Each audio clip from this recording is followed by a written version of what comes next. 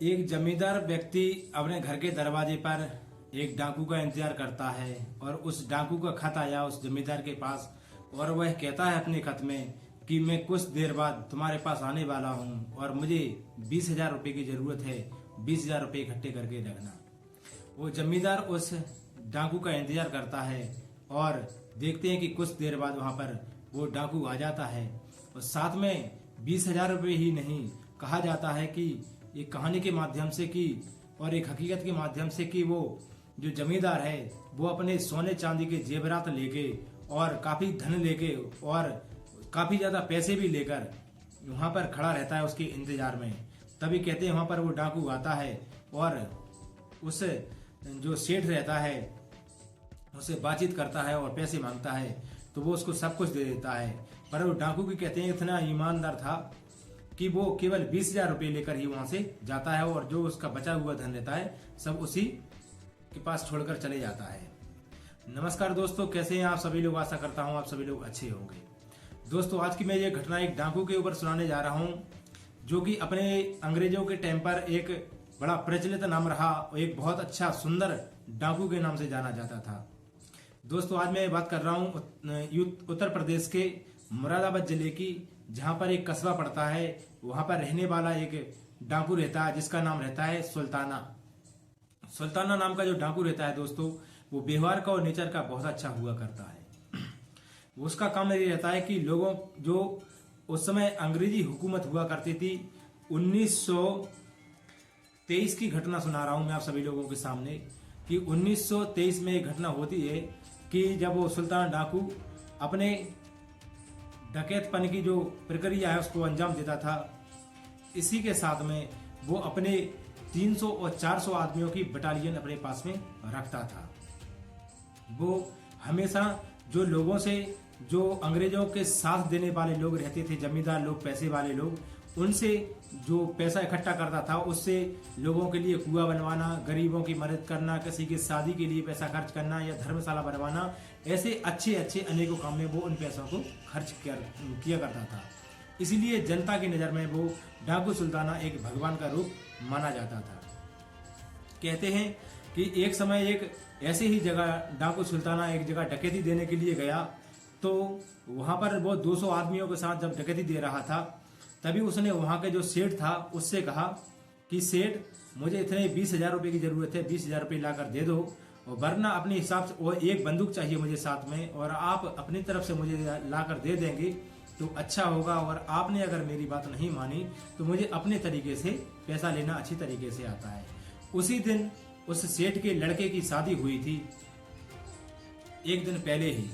तभी वो सेठ अंदर से बाहर आता है और 20,000 रुपया और एक बंदूक उस सुल्ताना डाकू के हाथ में दे देता है और डाकू सुल्ताना वहां से अपने गिरोह के साथ में चल देता है और वो जो उसका ठिकाना रहता है वहां पर पहुंच जाता है। पर देखने में आता है कुछ देर बाद उसके जो साथी रहते हैं वो बताते हैं कि सर, डाकू सुल्ताना जी, एक ऐसी ऐसी बात है कि उस सेठ के घर में से हम जहां डकैती देकर आए हैं, हमारा एक साथी उसकी एक बहू को उठाकर लाया है। दोस्तों, जब इस बात को उस डाकू सुल्ताना को मालूम चली तो उसने बहुत तगड़ी सजा दी अपने साथी को और भयंकर मारा पीटा उसको और कहा कि नहीं, मैंने अभी तक अपनी जिंदगी में ऐसा कभी कोई गलत काम नहीं किया है और ना ही मैं अपने साथ रहने वाले लोगों को ऐसा गलत काम करने की इजाजत देता हूँ। उन्हें लोगों से कहता है कि तुम जाओ, बाकायदा इज्जत के साथ इस देवी को लेकर जाओ, सेठ के घर में छोड़कर आओ और क्षमा याचना भी करके आना। ऐसा ही होता है दोस्तों, उसके साथ ही जाते हैं, उसको बाकायदा इज्जत के साथ में उस सेठ को उसके यहाँ पर छोड़कर आते हैं। इस तरीके से वो अपने काम को अंजाम दे रहा था। इसी समय ये घटना आगे बढ़ती है दोस्तों। तो अंग्रेजों का जब शासन था उस समय, तो जो सेठ लोग हमेशा अंग्रेजों की पैरवी करते थे, गुलामी करते थे, उनका साथ दिया करते थे, अत्याचार जो छोटे लोगों के ऊपर हुआ करते थे, इनका साथ ना देकर जो बड़े बड़े धनाढ्य लोग अंग्रेजों का संग दिया करते थे, उनसे पैसा लूटता था कौन? सुल्ताना डाकू, और जो गरीब लोग थे उनमें बांट दिया करता था, उनकी सहायता करता था। इसी के साथ में साथियों, जो सुल्ताना डाकू बड़ा प्रचलित था और लोगों के अंदर इसके प्रति, देवता की प्रति भावना प्रकट हो जाती है। लोग हमेशा इसकी वाहवाह करते हैं, जयकारा करते रहते हैं। पर इसी के साथ में दोस्तों एक घटनाक्रम आती है कि अंग्रेज लोग अपने कुछ सोना चांदी लेकर और कुछ बंदूकें लेकर, हथियार लेकर किसी रास्ते से गुजर रहे थे। तभी वहां पर देखते हैं कि सुल्ताना डाकू अपनी फौज के साथ जाता है और उस ट्रेन को लूटने के लिए एक अंग्रेज को ट्रेन के आगे लिटा देता है। बल्कि उसने अपने जीवन में किसी की हत्या नहीं की थी, और उस ट्रेन को रोकने के लिए वो एक अंग्रेज को उस ट्रेन की पटरी के आगे लिटा देता है। इस वजह से ट्रेन वहां पर रुक जाती है और डाकू अपने साथियों के साथ में उस ट्रेन पर हमला करता है और सोना चांदी और जो शस्त्र रहते हैं, बंदूकें रहती हैं, उन सबको लेकर लूट के वहां से निकल जाता है। दोस्तों, उस समय गाजियाबाद के आसपास में जो जिले पड़ते हैं, तो नैनीताल तक बताया जाता है उस समय कि बहुत ज्यादा दबदबा हो गया था सुल्ताना डाकू का। जब इस तरीके से सुल्ताना डाकू का जो जलजला कायम हो गया, तो अंग्रेज लोग भी चिंतातुर होने लगे और बड़ा परेशान होने लगे। उन्होंने कहा कुछ ना कुछ इसका उपाय हमें करना पड़ेगा।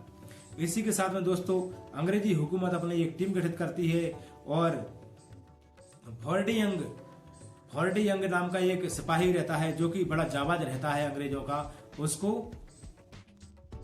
तैनात करती है कि तुम्हें कैसे भी करके इस इंसान को पकड़ना है, इसको मार गिराना है। देखते हैं तभी जानते हैं कि फॉर्डी यंग और उसके साथ में रहने वाला एक साथी एक पेड़ के नीचे विश्राम कर रहे थे अंग्रेजों के टाइम पर। तभी सुल्ताना डाकू वहां से गुजरता है और देखता है कि दोनों लोग लेटे हैं। तो उसके साथी तो बोलते हैं कि इनको मार देते हैं। वो कहता है नहीं, निहत्ते हैं अकेले, मैं इनको कभी हमला नहीं कर सकता हूँ। तभी उसके से इंसानियत को देखकर फॉर्डी यंग नाम का जो अंग्रेजों का सिपाही रहता है, वो कहता है यार इसके बारे में बहुत बहुत गलत बातें सुनने को मिली है, पर देखने से ये इंसान ऐसा गलत प्रतीत नहीं होता है। इसी के प्रति उसके अंदर, फॉर्डी यंग के अंदर उसके प्रति एक अच्छी फीलिंग जाग जाती है दोस्तों, और वो अपने निरंतर इसी काम को अंजाम दे रहा था। लेकिन उसने एक कसम खाई रखी थी सुल्तान डाकू ने कि मैं कभी अंग्रेजों के हाथों पकड़ा नहीं जाऊंगा। तभी दोस्तों, जो फॉर्डी यंग जो नामक रहता है, वो भी कसम खाता है कि मैं इसको पकड़ कर रहूंगा, और वो अपने इस मकसद में कामयाब हो जाता है। वो अपने अंग्रेजों की 400-500 लोगों की बटालियन के साथ में 14 सितंबर 1923 को 14 सितंबर 1923 को अंग्रेजों के टाइम पर नैनीताल के एक जंगल में हमला करता है और सुल्ताना डाकू को वहां उसकी गिरोह के साथ में अरेस्ट कर लेता है। दोस्तों, वहीं नैनीताल के फिर किसी जेल में ले जाकर सुल्ताना डाकू को बंद कर दिया जाता है और उस पर जो केस और मुकदमे लगते थे उसमें मर्डर, हत्या के लगते थे। बल्कि जब उसके फॉर्डी यंग की उसके मुलाकात होती है तो उन दोनों में अच्छी खासी दोस्ती हो जाती है। हमेशा फॉर्डी यंग नाम का जो जाबाज पुलिस वाला रहता है अंग्रेजों का, वो उससे मिलने जाता है, तो वो हमेशा अपनी कहानियां उनके बारे में उनको बताता रहता है। वो कहता है कि अंग्रेजों से मेरी दोस्ती न कभी हुई थी न कभी होगी, लेकिन हाँ, ये देश को छोड़कर चले जाएंगे तो हमारी इनसे कुछ सुलह और वार्तालाप हो सकती है। इसी के साथ में दोस्तों, जो फॉर्डी नाम यंग का वो जेलर रहता है, वो अपनी अंग्रेजी हुकूमत से दरखास्त करता है कि इसको कभी फांसी की सजा या कोई सजा न दिलाई जाए, क्योंकि इंसान ऐसा करने में तो ठीक था, लेकिन कभी इसने किसी के साथ में दुराचार या गलत व्यवहार नहीं किया है। दोस्तों, जब उसको फांसी की सजा कैसे भी करके काफी कोशिश की पुलिस वाले ने, पर ऐसा नहीं हुआ, उसको एक दिन फांसी की सजा सुनाई जाती है। इसी के साथ में जो सुल्ताना डाकू रहता है, वो फॉर्डी यंग पुलिस वाले से कहता है कि आप मेरी जो पत्नी है उस पत्नी से को अलग रास्ते पर लेकर आइए, और मेरा एक 7 साल का बेटा है, उसको पढ़ा लिखा कर अच्छा एक ऑफिसर बनाना, ये मेरी आखिरी इच्छा है। इस तरीके से सुल्ताना डाकू को मौत की सजा सुना दी जाती है, फांसी की सजा सुना दी जाती है दोस्तों। और कहते हैं, हालांकि कोई प्रूफ तो नहीं है इस बात का, और कहते हैं कि फॉर्डी यंग नाम का जो पुलिस जाबाज रहता है, वो उसकी पत्नी का जब देहांत हो जाता है कुछ समय बाद, और फॉर्डी यंग उस लड़के को लेकर अपने देश चला जाता है और वहां पर उस लड़के की पढ़ाई लिखाई करवाता है, वो एक अच्छा अफसर बना देता है। ऐसी कहानी सुनने के माध्यम से आई है। इस घटना को सुनाने का या किसी को ठेस पहुंचाने या परेशान करना नहीं दोस्तों, बल्कि एक अच्छे इंसान के बारे में जो आपने शायद कई मीडियम के माध्यम से नहीं सुनी होगी, तो उस सुल्ताना डाकू के बारे में आप सभी लोगों को जानकारी देना मेरा उद्देश्य बनता था। मैंने जो आपको सुनाया है कहानी और एक सुल्ताना डाकू की जानकारी आप लोगों को कैसी लगी, कमेंट बॉक्स में मुझे जरूर बताना। अपना ध्यान रखना दोस्तों, और जब तक मैं अगली बार फिर एक वीडियो मिलता हूँ एक नई कहानी के साथ में, दिलचस्प कहानी के साथ में, जब तक के लिए मुझे विदा दीजिए। जय हिंद, वंदे मातरम, भारत माता की जय।